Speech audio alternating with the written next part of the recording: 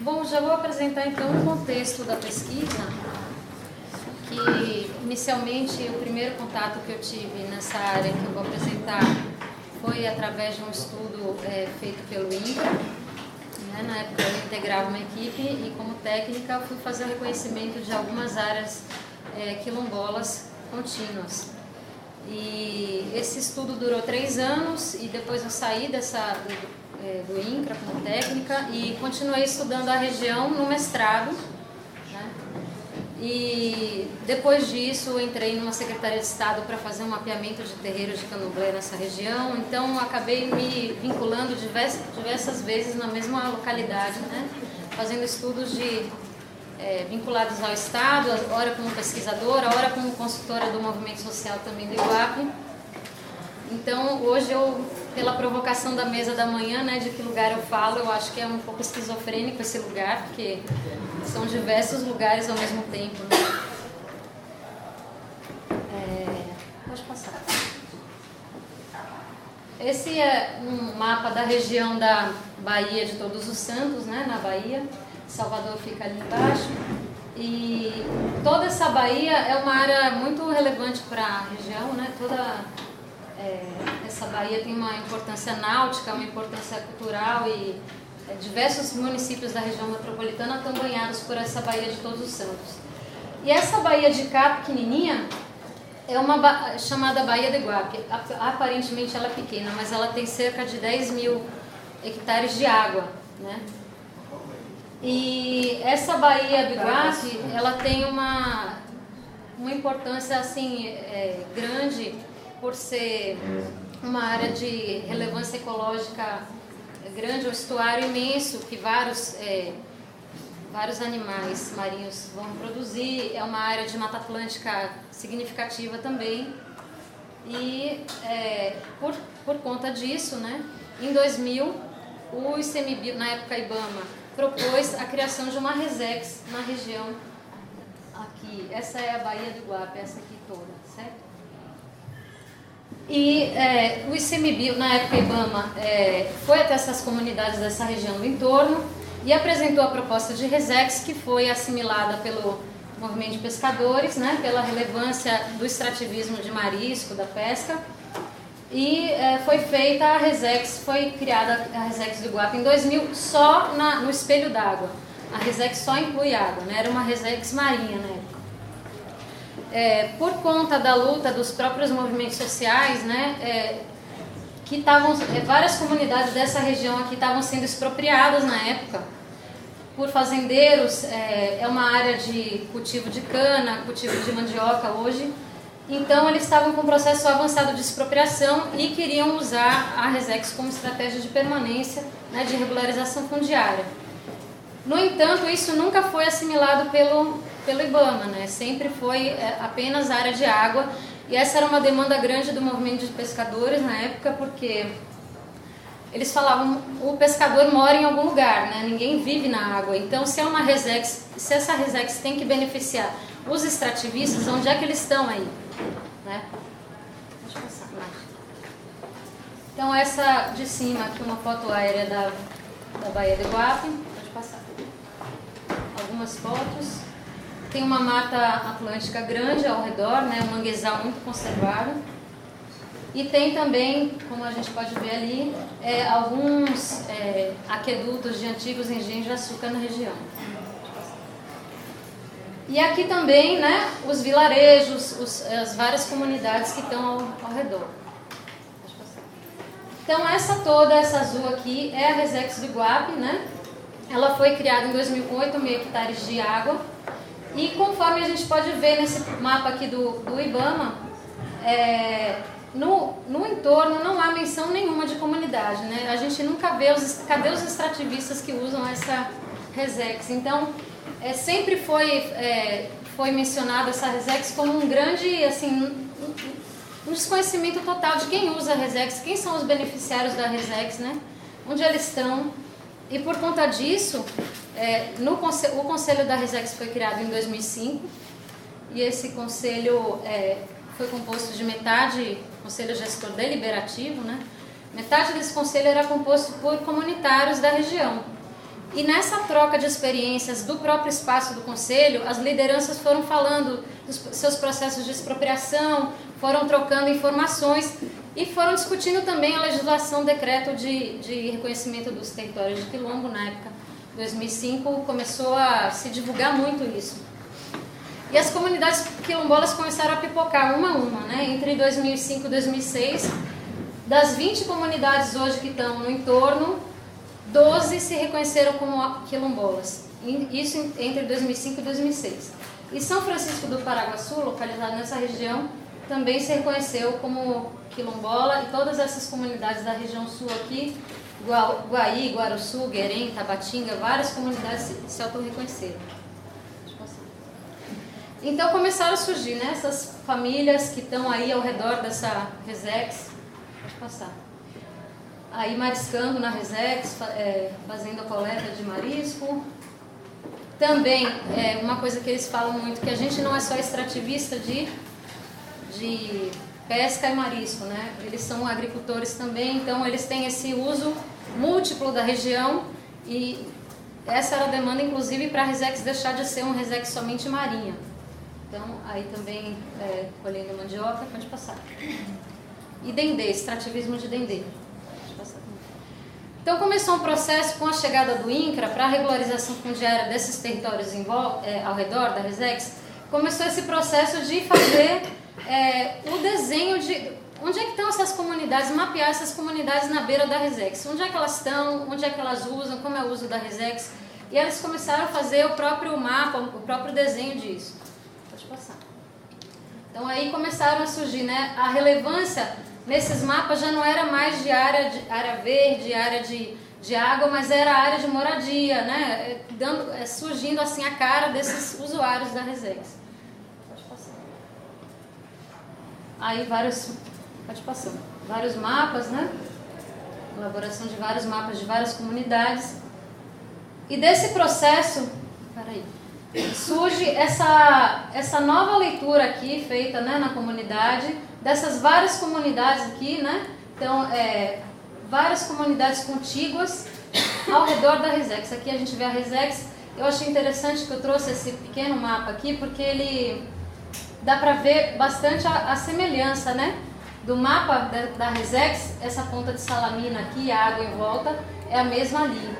Só que aqui, nessa parte, há um vazio, né? No meio, não tem comunidade nenhuma aqui nesses mapas. E aqui elas aparecem.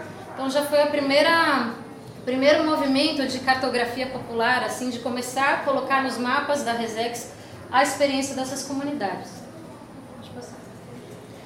E desse trabalho de reconhecimento desses territórios, surge então esse território de São Francisco do Paraguaçu, né?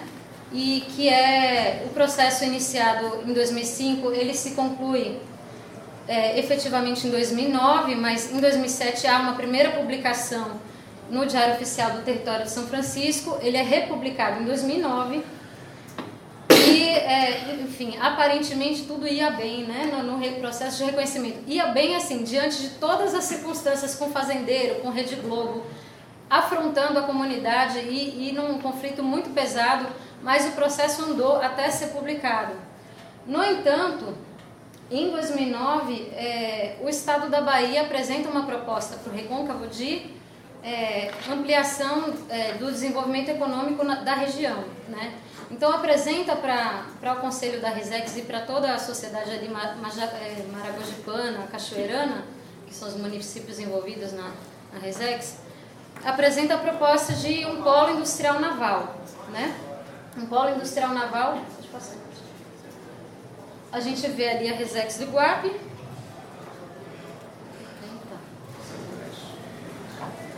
E a gente vê a área de impacto do polo naval, é essa aqui, certo? Então, São Francisco fica exatamente aqui.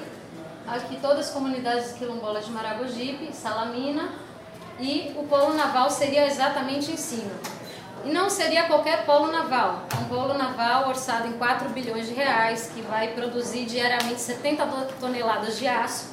Então, é o maior polo naval da América Latina. Então, nada menos do que isso numa área de conservação, né, e numa área que já haviam alguns processos, no caso, o processo de São Francisco e o processo de Salamina, ambos já estudados pelo INCRA e já decretados como território quilombola. Até em Salamina havia um decreto de fato presidencial e São Francisco apenas a publicação em diário oficial, mas já era um reconhecimento público do Estado, né, de que era um território tradicional. Pode passar. Então a gente vê nas maquetes apresentadas ao Conselho Gestor da Resex as propostas do polo naval e novamente esse vazio de comunidade em volta, né? Nas maquetes, nos mapas posteriores, novamente não se apresenta o que é real, o que ali está povoado, né? Novamente aparece esse vazio. Então em outra maquete também, né? E aí o que acontece? Formalmente, não poderia se criar um polo naval em cima de uma reserva extrativista, porque, primeiro, é incompatível o objetivo da Resex com um polo industrial naval, e, segundo, ele teria que ser aprovado no Conselho Gestor da unidade. Como ele não foi aprovado pelo Conselho Gestor e essa briga durou mais ou menos um ano, a solução do ICMBio foi reduzir a Resex para o polo ficar fora, e aí o Conselho não poderia mais deliberar sobre a área.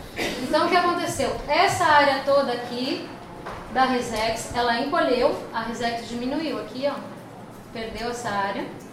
E, como medida compensatória da redução da Resex, um mês depois de publicado no Diário Oficial o reconhecimento do território quilombola de São Francisco, o ICMBio aumenta a Resex em cima do território de São Francisco.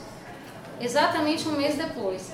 Então, reduz a reivindicação que ficou por 9 anos dos comunitários, que era ter uma área de terra da Resex, nunca foi atendida. E no momento que é reconhecido o território quilombola, se faz um aumento da área sobre São Francisco. Então, a gente vê aqui, termina aqui na água, né? E aqui já pega um pedaço a mais de São Francisco. E, enfim, a gente fica pensando, né, o que foi que aconteceu aí. A alegação do ICMBio na época foi de que, isso foi em 2009, né, essa ampliação. A alegação foi de que precisava envolver uma área de terra porque precisava beneficiar famílias que eram extrativistas e, curiosamente, só estas famílias, né, e não a Resex toda. E também foi uma solução assim, um tanto estranha, porque os fazendeiros na época que estavam ali, eles estavam querendo deliberar sobre o território, não podiam mais porque era uma área que iria ser regularizada como quilombola. E uma vez que ali foi decretado como Resex, os fazendeiros entraram no conselho como conselheiros da Resex. Porque naquela região de São Francisco tem uma RPPN, então a Reserva da Peninha, que foi incluída na Resex, o fazendeiro que criou a Reserva da Peninha pôde deliberar na Resex. Então é uma sobreposição. A Resex sempre foi um anseio das comunidades extrativistas ali, uma reserva terrestre. No entanto, no contexto que ela veio, ela não foi apropriada e simplesmente desconsiderou todo o estudo do INCRA, todo o processo político que estava sendo criado. E nesse caso, eu vejo assim, nessa conjuntura, né? Vários atores ali envolvidos, mas assim, uma disputa muito interna do Estado, porque de um lado o ICMBio com uma perspectiva conservacionista, de conservação da Mata Atlântica, de preservação dos estuários, por outro lado uma vertente de técnicos do INCRA querendo fazer a regularização fundiária junto com os próprios quilombolas, junto com a CEPROME, com a Fundação Palmares. E uma outra vertente que era área prioritária para a expansão econômica, né, da Secretaria de Indústria e Comércio e da Petrobras. Então, vários projetos diferentes para uma mesma área, em vertentes totalmente opostas, né? Uma conservacionista, a outra desenvolvimentista e a outra populações tradicionais. E para uma mesma área, essas várias disputas. Então, a gente vê assim, hoje cedo foi falado que a gente vê muita sociedade contra o Estado, e nesse caso eu acho que também observando ali o Estado contra o Estado, né?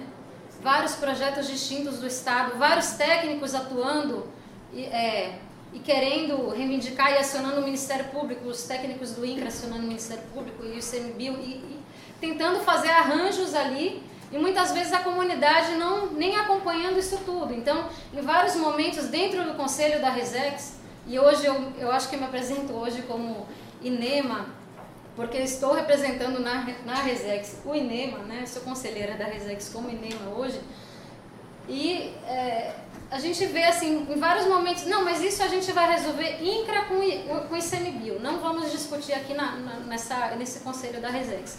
Como se fosse a decisão toda tivesse nas esferas do Estado, né, e nas disputas no Estado, sendo que é em cima da vida das pessoas que estão ali fazendo extrativismo, né, e sendo impactada também, porque um polo naval com aquele porte, né, ao lado de uma Resex, mesmo que não seja em cima da Resex, ele vai repercutir em toda essa área, né. Então, é uma área com 20 comunidades hoje, que 17 hoje são comunidades quilombolas, e só o polo naval pretende empregar 30 mil funcionários, então, diretos e indiretos. Então, Maragogipe tem menos habitantes do que isso, né? Que é o município que está aí, a sede municipal é essa aqui, a sede de Maragogipe. Então, o contexto é esse, são uma série de sobreposições. No atual momento da Resex, o conflito ele é sempre adiado, ninguém quer discutir isso, então, não, isso vai ser discutido na coordenação de conflitos do ICMBio, isso vai ser discutido em outra esfera, não está resolvida a solução para essa sobreposição, nem o processo de desapropriação para o quilombo está caminhando e nem para a Resex, então uma coisa empatou a outra e nisso ficou o problema fundiário instaurado e o conflito com os fazendeiros continua, né? Diversos processos de reintegração de posse na região de São Francisco e nas demais, mas principalmente na região de São Francisco, e esse desenrolar não acontece. E nesse momento a Resex está passando pela elaboração do seu plano de manejo e, muito curiosamente, o plano de manejo é só sobre o espelho d'água, ninguém quer tocar no assunto de terra, então lida-se, apesar de a Resex ter aumentado em 2009, lida-se como se ela nunca tivesse sido aumentada, né, e tivesse abarcado essa área de São Francisco. E eu acho que o próprio desgaste para a comunidade com o polo naval foi tanto, né, o impacto do polo naval foi tanto que essa questão da sobreposição com a Resex ficou até muito pequena. Então isso também não é a pauta prioritária hoje do movimento quilombola da região, que está muito mais na luta com a chegada do polo naval.